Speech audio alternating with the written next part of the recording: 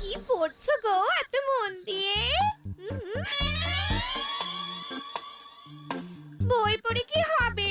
যে একদিন দুদিন ছাড়া ছাড়া কাজ চান করে সে যাবে নাকি ভোরবেলা সাঁতার কাটতে?